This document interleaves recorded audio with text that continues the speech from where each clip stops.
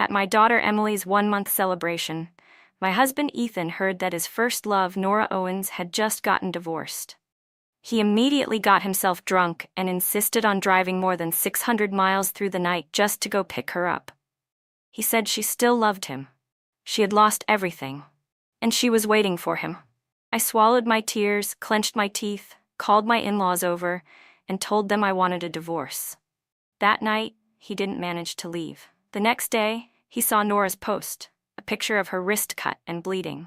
He went insane, grabbed Emily, and carried her out to the balcony. "Let her taste what it feels like to lose the person you love most, Lily." I rushed forward to take my daughter back, but he pushed both of us down the stairs. In the moment I fell, I held my child tightly, and after a wave of numbing pain, I opened my eyes again and found myself back at that same 1-month celebration. I looked at Ethan, drunk and restless, wanting to rush out to find his so-called white moonlight Nora. I simply smiled and said, "Go. This time I'll let you get what you want. I want to see how long a man with nothing can survive on love alone. Waiting? That's too easy. Living worse than waiting. That's the real punishment." The party was almost over. Ethan and I were still busy seeing the guests out. Only one table remained. His old classmates were still drinking, occasionally breaking into gossip. Hey, I've got hot news. Nora Owens just got divorced. Did you guys know? Didn't she marry some great guy? Why the sudden divorce? Great my ass. She basically became a maid in a rich family. Honestly, she kind of deserves it. If she'd married Ethan years ago, she wouldn't be like this now. The sensation of falling from that height was still carved into every muscle, making my legs weak and almost unable to hold me up. Yet Ethan didn't notice anything strange about me. His entire mind had already been swept away by their gossip. "Lily, take Emily home first. I'll have a few drinks with them," he said. Without waiting for my reply, he grabbed a glass of wine and pretended to look relaxed as he walked toward them. I quietly headed home first. The divorce papers were already written and waiting for me. That night, just as expected, Ethan came home about 70 or 80% drunk, helped inside by his friends. The moment he saw me, he lunged forward. "Lily, I'm sorry," he slurred, then staggered toward the car keys, trying to run outside. I snatched them away and asked where he thought he was going. He used the alcohol as an excuse to scream like a madman. "I have to go find Nora. She still loves me. She's waiting for me. Lily, open the door. Give me the car keys. Don't force me to lay hands on you." I curled my lips. Time for a tear-stained performance. I grabbed his hand, tears falling like rain, and choked out, "Then what am I to you? What were all these years together? Have you ever truly loved me, even for 1 second?" He froze, confusion flickering in his eyes. "Don't ask me that. I don't know," he muttered, then stumbled as he pulled out his phone and shoved it at me. "All I know is that Nora needs me." On the screen was Nora Owens' newest status. "I've lost everything except my memories. I once had a dream that the boy who promised me a home would drive to pick me up with roses in his hand. But it was only a dream. There seems to be nothing left in this world worth holding on to anymore." I quickly took screenshots, carefully saving everything and preparing for my plan. I pulled out 2 copies of the divorce agreement. Hugging him tightly, I gritted out each word. "So Emily and I together still don't matter as much as Nora Owens in your heart. Then let's divorce. Sign this. Agree to leave the house, the car, the company, our daughter, and all the savings to me, and I'll let you go immediately." Ethan grabbed the agreement from my hand and, without reading a single word, he quickly signed the divorce papers and the share transfer agreement, then pressed his fingerprint on both copies. After that, he threw them hard at me. "Is that enough?" Without waiting for my answer, he went crazy, yanked my shirt, snatched the keys from me, and slammed the door open as he rushed out. I looked at the agreements in my hand, satisfied, and hurried into the bedroom. Outside the door, Mrs. Schwarzschild Turner's voice sounded. She was on the phone with my in-laws, reporting everything. After carefully locking the door, I immediately texted my best friend, Kelly, who was also my lawyer. "Kelly, he already signed. My in-laws are on their way." Kelly replied instantly, "Transfer the shares before the divorce registration. Filing a lawsuit takes too long. Best option is to force him to register the divorce right away. Delete this after reading and call me." I didn't respond. I quietly erased every message. Mrs. Turner's voice rang outside the door again. Lily, come out first. Let me treat your wounds. I already called Ethan's parents. They said they'll be here soon. I messed my hair into a tangled knot, dabbed some pale makeup on my face to look like a soulless corpse, then slowly went out to open the door. Mrs. Turner pulled me back into the living room, right into the camera's recording frame. I continued my performance. After she did some simple first aid on my wounds, I called Kelly. The moment she picked up, I burst into tears. Kelly, Ethan doesn't want me anymore. He doesn't even want Emily. What am I supposed to do? Kelly's furious voice exploded through the phone. What? Where is he? I forgot a file at home. I'm on my way over. Wait for me. Right then, the doorbell rang. My in-laws had arrived. The living room floor was still full of shattered glass we hadn't cleaned up yet. Blood stains covered both me and my daughter. The moment Mr. and Mrs. Miller stepped inside, they gasped in horror. Is the baby hurt? Let me see her. What on earth happened? How did things get like this? Where's Ethan? I started crying even louder, tears and snot pouring uncontrollably. Mrs. Turner, the only outsider present, began recounting everything that happened, but I felt her explanation wasn't heartbreaking enough, so I sobbed and handed Ethan's parents my phone. Mom, Dad, Ethan must be possessed or something. The moment he saw Nora Owens' post, he went crazy. He insisted on driving out to find her. I called him 10 times, he didn't pick up. I texted, he didn't reply. Then he blocked my number. Hoo-hoo. Please look at the camera footage. See how heartless he was. My father-in-law took the phone. On the screen was Nora Owens' post, followed by the surveillance footage showing Ethan drunk, raging out of control. His expression twisted with anger. He's out of his damn mind. Lily, don't you worry. When I find him, I'll break his legs myself. My mother-in-law looked more anxious, though she still tended to defend her son. He's so drunk he can't even walk straight, and he still wanted to listen to that witch and drive out at night? Oh God, it's already so late. I hope nothing's happened to him. Happened? Of course something must have happened. My father-in-law snapped. If he gets arrested for drunk driving and thrown in prison for a few months, that's still too light for him. I grabbed her hand in panic, trembling. Mom, what should we do now? The car has ETC at toll stations. No one checks anything. He might already be on the highway. Hearing that, both of them panicked even more. They frantically pulled out their phones, taking turns calling and texting Ethan non-stop, their messages firing off like rockets. At first, he didn't pick up any calls. My father-in-law pounded the keyboard furiously, cursing him in the group chat. The more they called, the more frantic they became, determined to make him answer. Right at that moment, the doorbell rang again. Kelly had arrived. I threw myself into her arms, crying as hard as I could. Kelly's face was ice cold as she looked straight at my in-laws, forcing them to show their stance. Mr. and Mrs. Miller, with all due respect, I need to speak frankly. If anything happens tonight, I hope you both won't blame us, Kelly said firmly. But let me make this clear, if Ethan doesn't come back tonight, both agreements will automatically take effect. My in-laws panicked and nodded repeatedly. All right, Lily, don't worry. We'll definitely bring him back and make him apologize properly. Time crawled by in suffocating tension. After more than 10 calls, the phone finally connected. On speakerphone came Ethan's slurred voice. Mom, Dad, let me get back first. I'm on the highway. His voice was blurry, either from being too drunk or because he was already falling asleep.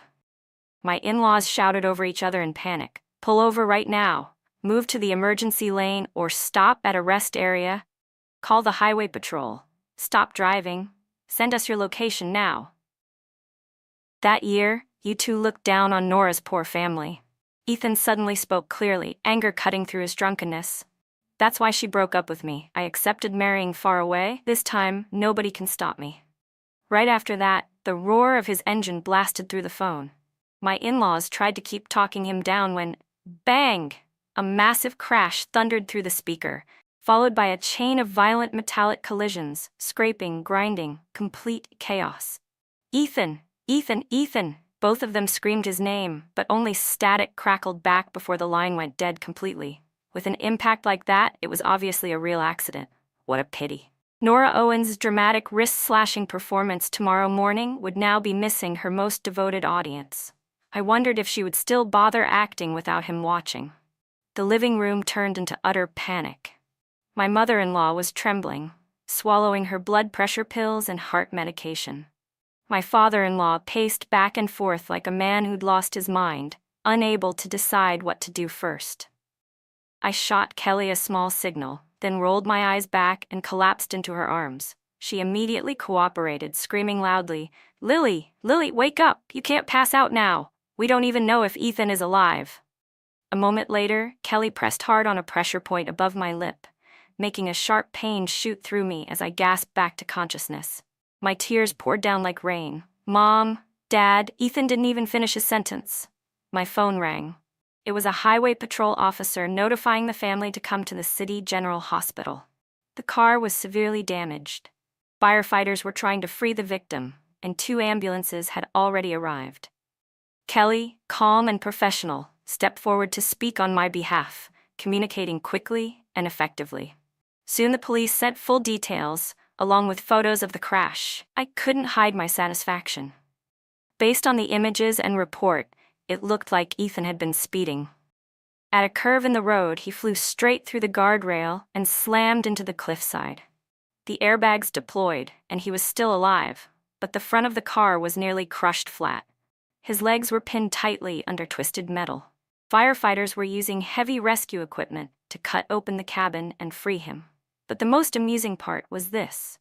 He had driven more than 60 miles, only to end up strapped to a stretcher and being rushed back to the city he had just left, heading straight for surgery. While my in-laws were panicking like ants on a hot pan, I kept crying, perfectly playing the role of the abandoned wife. Thankfully, Kelly reminded me, and I remembered we needed to pack up and head to the hospital. We connected via video call with the emergency rescue team at the scene. The image showed Ethan being carried out of the vehicle, his face pale as a sheet, his right leg mangled and covered in blood, bone exposed. Yet the first thing he asked was, "Where's my phone?" A paramedic, placing an oxygen mask on him, kindly held up the shattered device. "Your phone's broken. Your parents and your wife are connected on video right now. You need to stay conscious, all right?" Of course, all the family members were watching the live video, yet the person he considered his true soulmate wasn't among them. Ethan yanked off his oxygen mask, his breathing faint, but his eyes still stubborn and unshakable. I want to make a phone call." His voice was so soft it was barely audible. Even while dying, he tried to call Nora Owens, just to tell her he'd been in an accident. Unfortunately, before the call could even connect, he passed out completely. No one could understand their so-called love, yet they acted as if it were earth-shattering. Kelly, on my behalf, scoffed angrily at him through the screen. "Even dying, he's still determined to love her, huh?" The rescue team cut the video connection. Aside from worrying about their son, my in-laws had no reaction at all. Not that it mattered. I continued playing my role as the fragile white flower battered by the storm. Half an hour later, the piercing wail of an ambulance siren echoed through the hospital corridor. Ethan was rushed straight into the operating room. When we asked about his condition, the doctor simply replied, "Severe injuries, vital signs unstable, further tests needed." Karma came fast. The corner of my lips almost lifted before I buried my face in Kelly's shoulder, pretending to cry until I fainted. My mother-in-law, having just seen her son covered in blood and lying motionless on the stretcher, snapped. She grabbed my arm and yelled, "Why didn't you stop him? You knew he was that drunk. Why did you let him drive onto the highway in the middle of the night?" In the end, everything was still my fault. A daughter-in-law was always the outsider. Whatever happened, it would never be their precious son's fault. Fortunately, I had already discussed this with Kelly beforehand, anticipating exactly this scenario. I curled up, hiding my bandaged hand, choked up and full of grievance. "Mom, I tried to stop him. Look at the camera footage. He was determined to go find Nora Owens. How could I stop him?" My mother-in-law's eyes widened with anger. She knew her reasoning was shaky but still insisted on blaming me. "If you couldn't stop him, you should have called us. At the very least, call the police. Report that he was driving drunk. Wouldn't the police intervene?" Kelly immediately stepped between us. Her eyes were icy, her voice sharp and full of authority. "She didn't stop him? Mrs. Miller, Ethan was the one who ripped the keys out of Lily's hand. He abandoned his wife and child and rushed out looking for death. Who ran out of the house? Who treated his family like trash? And now you say she should have called the police to report him for drunk driving? After everything has already happened, anyone can play fortune teller. From the moment you got that call until the accident happened, plenty of time passed. Why didn't you call the police first, Mrs. Miller? She stepped forward, her tone even sharper. Ethan treated Lily like that, and she still didn't throw herself out the window to die with him. That was already incredibly rational. Kelly, a woman hardened by years in court, now fully loaded with ammunition, fired relentlessly without mercy. My mother-in-law was struck speechless by the counterattack and finally changed topics to end the confrontation, telling Kelly to stay out of their family business. My father-in-law frowned deeply and growled, "Enough. This isn't Lily's fault. The injured person is still in there. Stop shouting. You're disturbing the emergency staff." My mother-in-law collapsed onto a chair, crying and screaming. Our family was doing just fine. Why did Ethan have to be so foolish? It's all because of that fox Nora Owens. She ruined my son. Finally, she remembered the true culprit and poured her anger onto the right name. She kept cursing non-stop, but no one paid attention anymore. Not long after, a doctor stepped out of the operating room. Family of Ethan Miller, who is the representative to sign the surgical consent form. The patient has severe damage to the right leg, including a major arterial tear. To save his life, we must amputate. After several hours of emergency treatment, he still wasn't dead. Ethan was transferred to the intensive care unit, where he needed to be monitored until his condition stabilized. But this result left me a little disappointed. I immediately slipped back into my role, closed my eyes, shook my head weakly, and acted out the scene of overwhelming grief before pretending to faint. After checking on me, the doctor said that since I had just finished postpartum confinement and had suffered severe emotional shock, I needed plenty of rest. Finally, I was allowed to go home. When I returned, I saw Emily sleeping soundly beside Mrs. Turner. My heart softened for a brief moment. Then I pulled Kelly into my room and handed her the share transfer agreement already signed by Ethan. "Kelly, handle the company side first. Now that he's lost a leg, who knows if Nora Owens even wants him anymore. I'm afraid he might change his mind and refuse to divorce me. I still have one last card to play. I need to push him to the edge, make him lose control so badly that he'll agree to go register the divorce with me." Kelly took the documents, nodding without hesitation. She glanced at me with visible sorrow. She opened her mouth several times like a fish gasping for air but couldn't speak a single word. In the end, she simply gave me a thumbs up.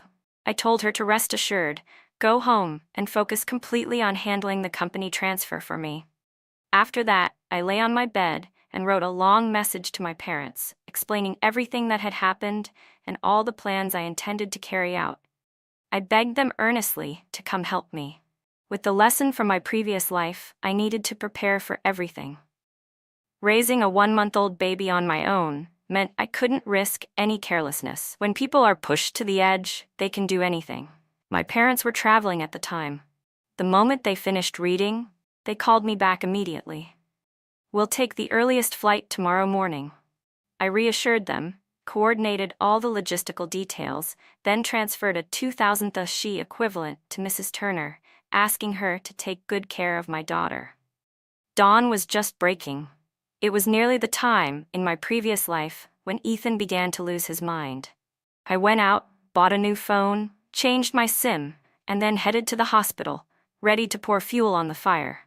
He had already been moved to a regular ward, but he still hadn't woken up. In just one night, my in-laws' hair seemed to have turned visibly gray.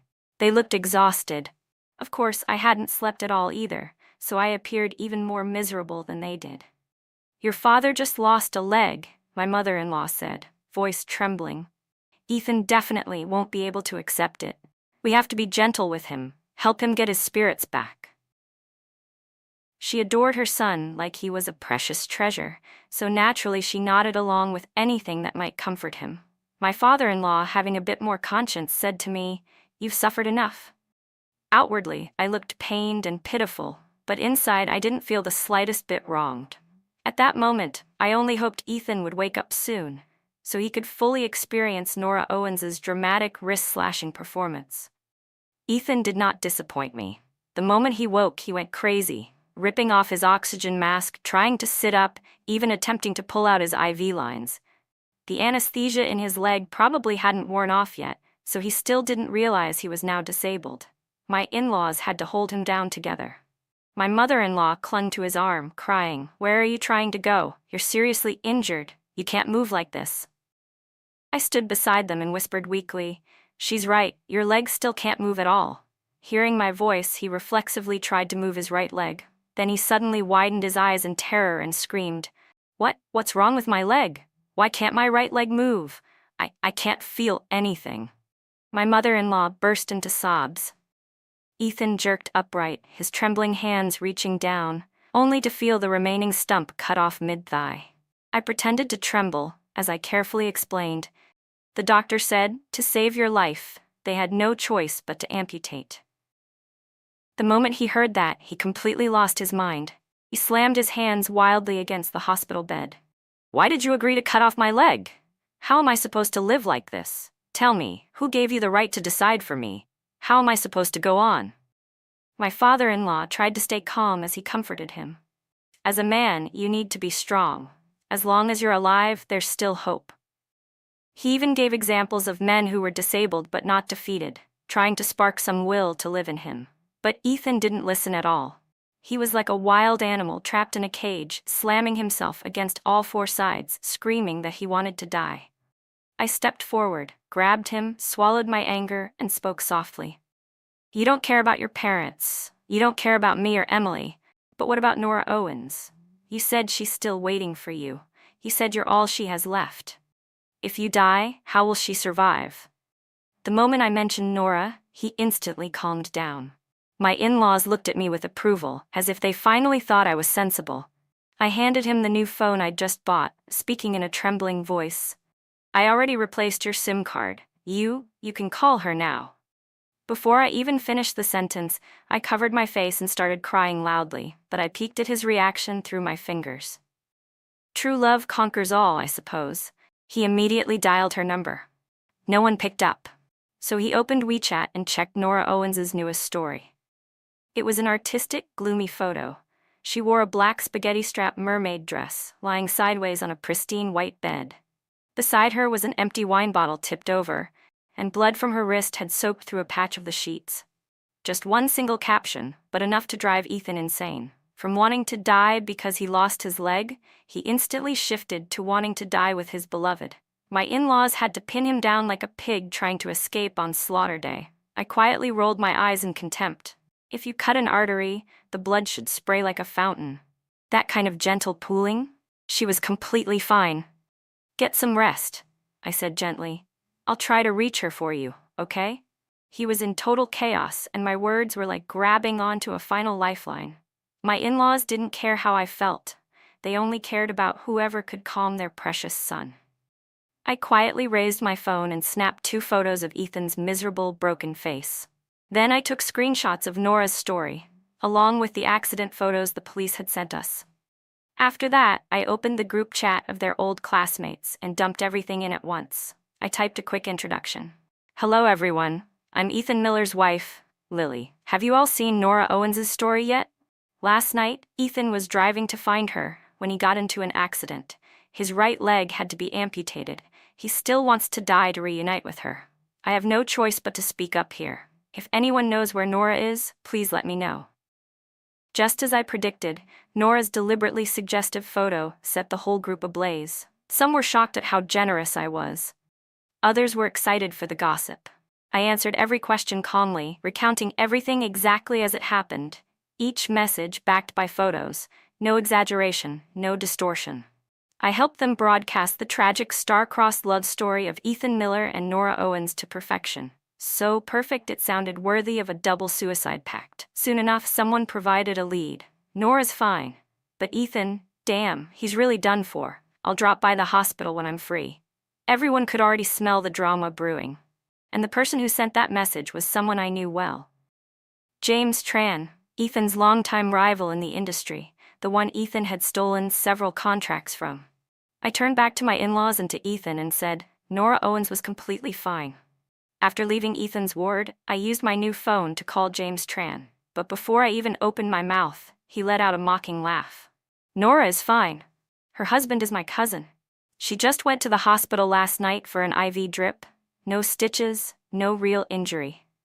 Those 2 posts she made, probably only her husband and Ethan ever saw them. One is the main target, and the other is the backup plan. If she can't reel her husband back, she might as well throw a hook at Ethan. Nothing to lose either way. They're separated and waiting for their divorce to finalize. She's just playing her last card to save her marriage.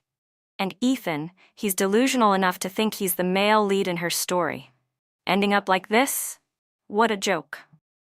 Honestly, he continued, Ethan has always been nothing but her lapdog. Back then, Nora couldn't catch a rich guy, so she settled for him. Later on, the moment she got to know my cousin, she kicked Ethan away instantly. And now that her divorce is right around the corner, she suddenly remembers her backup plan, and Ethan is still licking her boots just like before. So Ethan had only ever been someone's backup option. I hated myself for being blind enough to choose the wrong man, picking up a piece of trash. My vision darkened with fury. I took a deep breath and asked, Mr. Tran, are you interested in acquiring my company? The sooner the transfer, the better. After all, both your cousin and I are planning to divorce. I'm sure there will be plenty of room for cooperation. Keeping the company in my hands is pointless. Better to convert it to cash. James Tran, Ethan's sworn rival, now stepping in to take over the company, it was perfect. It would clean up all the future mess. He burst out laughing. More than willing.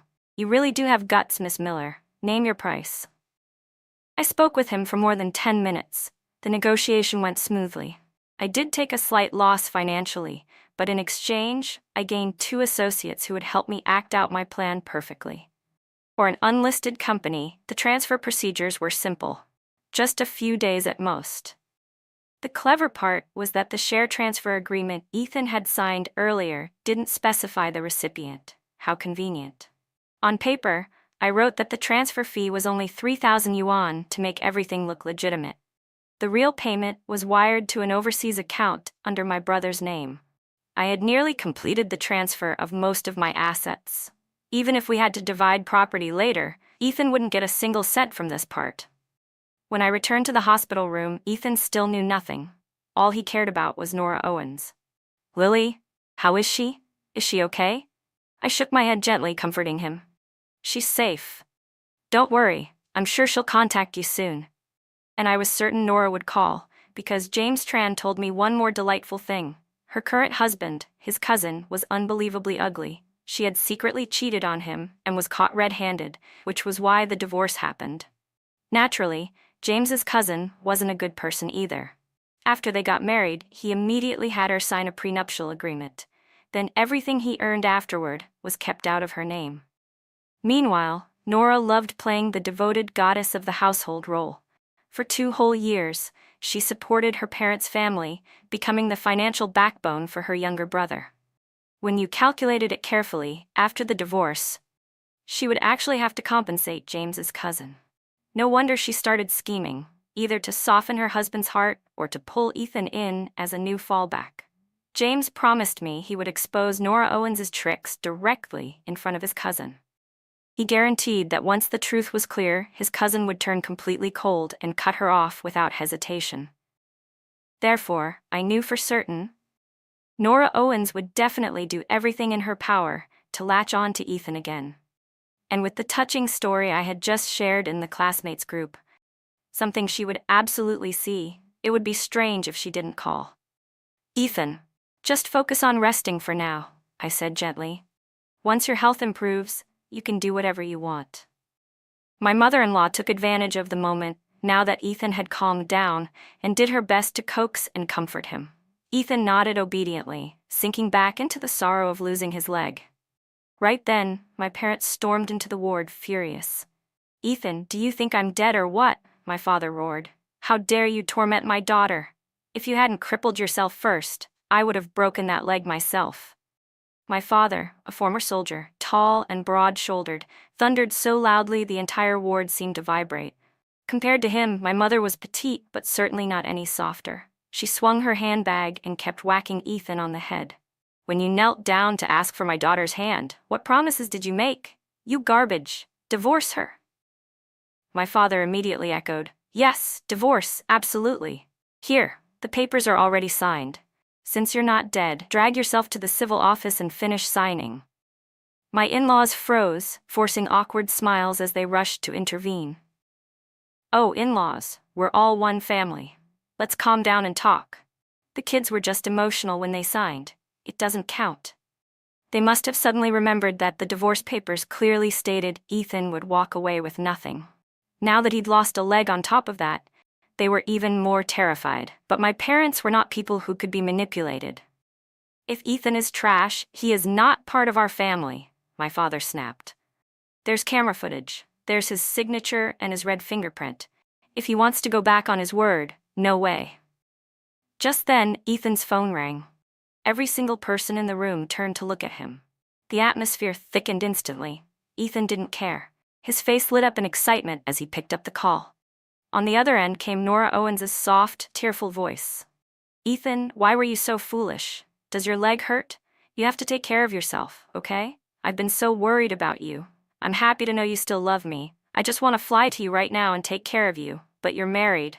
We shouldn't talk too much. It wouldn't be fair to your wife. Everyone's calling me the other woman. I can't do something immoral. Just a few crying words from his first love, his eternal white moonlight, were enough to bring Ethan to tears. His eyes reddened as he nodded over and over. When she reached the last part, he rushed to reply, the moment I heard you were getting divorced, I already signed the papers too. How could I let you be the third party? We've missed each other for too long. I won't miss you again. I only smiled coldly to myself, but my father couldn't stand another second of it. He barked, divorce right now. Go sign the papers immediately. My in-laws tried to speak up on Ethan's behalf, but seeing their son go insane for another woman so blatantly, they were too scared he'd lose his mind again. They stayed silent and let Ethan answer. Okay, I'll go register the divorce. Nora, wait for me. My father turned on his heel and left the ward. Moments later, he returned with a few medical staff and said bluntly, we're transferring him in the ambulance. I'll pay. Everything happened so fast that within minutes, we were already sitting inside the ambulance. Ethan's phone was still connected to the call. My in-laws, who had been awake all night and stressed all morning, were so stunned they didn't even react in time. The ambulance pulled out of the hospital, leaving them standing in shock behind us. Fortunately, I had prepared all the necessary documents in advance. Without his parents whispering in his ear, and with Nora Owens' soft, affectionate voice echoing through the phone, Ethan was even more desperate to divorce me than I was. Riding in an ambulance to register a divorce, surely the civil registry officers didn't see that every day. So they immediately opened a fast-track lane for us to process the paperwork. The whole procedure went so smoothly that I could hardly believe my own eyes. People say that when a man is cheating, there's a period where his brain is controlled like an addict in withdrawal. If the wife chooses that exact window to ask for a divorce, he'll agree to anything and sign whatever she puts in front of him. I never understood that before. But this time, I experienced it so deeply it engraved itself in my bones. I silently thanked the heavens. Holding the divorce certificate in my hand, I turned to Ethan and said, you wrecked the car. I'll change the locks on the house. Our daughter's bank accounts are with me. But I'll pack up all your things and place them outside your parents' home. From now on, we go our separate ways. No one bothers anyone. I paused, then added, I'm sure Nora Owens will come take care of you soon. I won't go to the hospital and intrude on the two of you, but I do need to remind you, don't tell her you walked away with nothing. She already has enough to worry about. Don't burden her with finances too, okay? Ethan heard that and thought I was genuinely concerned for him. His conscience flickered back to life for a moment. Lily? I'm sorry. That sentence nearly made my skin crawl. I jerked my hand away, keeping distance and drawing a clear line. Enough? No apologies, just say thank you. My in-laws, or rather, the former Mr. and Mrs. Miller, since we were now divorced, drove frantically behind the ambulance, blocking lanes the entire way. But by the time they arrived, the ambulance had already left long ago. I had gone with my parents, giving them no chance to say a word. That same day I hired cleaners to empty out every single belonging of Ethan's and had it all delivered away. Then I immediately moved back into my parents' home. Since the house had always been under my name, I didn't need to transfer anything. I changed every lock, then listed the place online for a cheap sale. The whole process was so fast and clean that even Kelly, who handled countless divorce cases, smacked her thigh and exclaimed, "Lily, you're incredible. Fast, sharp, satisfying." But then she frowned. There's still the waiting period before the divorce becomes official. What if Ethan changes his mind and refuses to sign the final confirmation? What's your plan? Honestly, I was struggling with the same fear. If not for that worry, I wouldn't have moved so quickly. Ethan might be insane, but his parents were still sane. Once James Tran completed the procedures and officially acquired the company, those two old foxes would definitely panic. "I need to borrow 2 people under you," I told Kelly firmly. "I have a few things they need to handle." After arranging everything, a hollow feeling spread through my chest. I felt like I had just woken up from a long, heavy dream. In only 2 days, my life had completely changed. Looking at my parents and my daughter, people I had nearly lost forever, my eyes filled with tears. I threw myself into my mother's arms and cried uncontrollably. Then I told them everything about my previous life, disguised as a dream. After hearing it, my parents trembled with rage, nearly rushing straight to the hospital to beat Ethan to death, just to vent their anger. The days after that, I stayed at my parents' house to recover, spending every day with my daughter and with them. Life was peaceful and gentle, indescribably comforting. But occasionally, I received updates from Kelly's assistant and from James Tran. There were still many storms ahead. The real drama was only beginning. James's cousin, the current husband of Nora Owens, quickly received his divorce registration once the waiting period ended. Nora actually flew over to take care of Ethan, clinging to him like a devoted wife. A few days later, James officially took over the company. That was when Ethan and his parents truly started to panic. One of Kelly's assistants called me. "Miss Lily, that scumbag's parents are urging him to hold on to you, refuse the divorce, and they're planning to file a lawsuit to renegotiate the asset division. And that woman, Nora, has been hidden away like a cat covering its mess. I think there's a high chance this will end up in court." I had already prepared myself for a lawsuit. After ending the call, I went to find Kelly. "Kelly, I don't want to drag this out another day. File the lawsuit, schedule the hearing as soon as possible. If he signs, we'll withdraw the claim later." His family had gone to my old house several times but never found me. Eventually, they showed up at my parents' home. My father grabbed the broom from the yard and roared, "You still have the nerve to come here? Get out. If you show up again, I'll beat you for real." I heard they even lurked around the neighborhood a few times, but I hid well and never appeared. On the last day of the waiting period, Ethan finally showed up. "Lily, I don't believe you sold the company for only $5,000. Based on valuation, it's worth at least $1.2 million. And with the house sale money, the total should be about $1.7 million. I'm not asking for everything, I just want $700,000. Today, let's go pick up the divorce certificate. We were married once, don't be so heartless." I let out a cold, humorless laugh. The down payment for the house, the investment in the company, all of it was paid by me and my parents. You forget quickly, don't you? If we're talking marital assets, shouldn't we also calculate the house your parents still own? Should we add that too? He froze. I had nothing more to say. I turned and walked away, ready to wait for the lawsuit. Then I called James Tran. "Mr. Tran, it's time for your people to make the final move." James laughed heartily. "I've been waiting a long time for this show. I guarantee you'll be satisfied." That day, James openly told Nora Owens everything about the company. Then he came back and recounted the entire scene to me. Nora immediately exploded at Ethan. She screamed, cried, made a scene, threatened to die. Ethan reluctantly admitted that yes, he really was penniless now. I don't know what bait James's cousin dangled, but Nora somehow believed the man still had feelings for her, like she had a chance to reconcile. So she instantly flipped like turning a page. She turned into a full-blown banshee, cursing him viciously. A crippled, broke nobody wants to marry me? You shameless sack of trash, your pockets are emptier than your pride, and you dare say you'll give me $500,000 as a wedding gift? You tricked me into taking care of you for days. Every time I slept with you, I felt sick. Even after all that, Ethan still had the nerve to cling to her. I've already filed to dispute the asset division. I'll definitely get the money back. I'll give you the full $500,000 for the wedding. As long as you still love me, I'll do anything, work like a horse, a slave, for you. Nora's eyes bulged so hard they looked like they'd hit the ceiling. Love you? Love my ass. Mrs. Miller couldn't stand it anymore and jumped in to scold her, but even the two of them together couldn't win against Nora Owens. Only at that moment did Ethan finally see who his so-called goddess really was. He stood there, stunned like a lifeless statue. Nora sneered, "You really love to imagine things, don't you? That photo on my story, it was for my husband. You were just accidentally included, and you believed it?" When Ethan learned the truth about the night of the accident, he completely lost it. "I'll kill you," he screamed, and lunged out of his wheelchair toward Nora, but his leg couldn't support him, and he collapsed face first on the ground.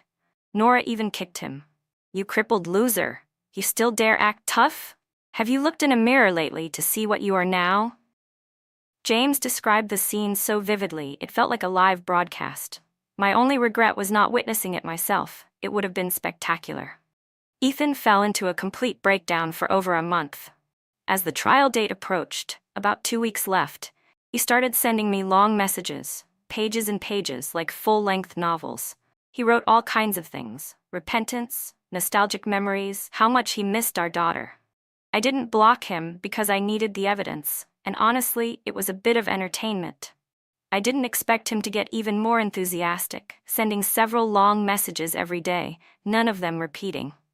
Then he started copying old idol dramas, standing outside my building in the pouring rain all night, taking photos of himself getting IV drips in the hospital, and sending them to me. I forwarded the photos to James Tran and Kelly. The three of us laughed ourselves breathless. But after that episode, Ethan suddenly disappeared. Thinking of how cruel he had been in my previous life, I couldn't help but shiver. I texted Kelly immediately. "Be careful. Ethan might snap. His mental state seems unstable sometimes." On the day of the hearing, Ethan burst into tears in the courtroom. "Lily, I love you. I don't want a divorce. Your Honor, our relationship hasn't broken down. I will fix it."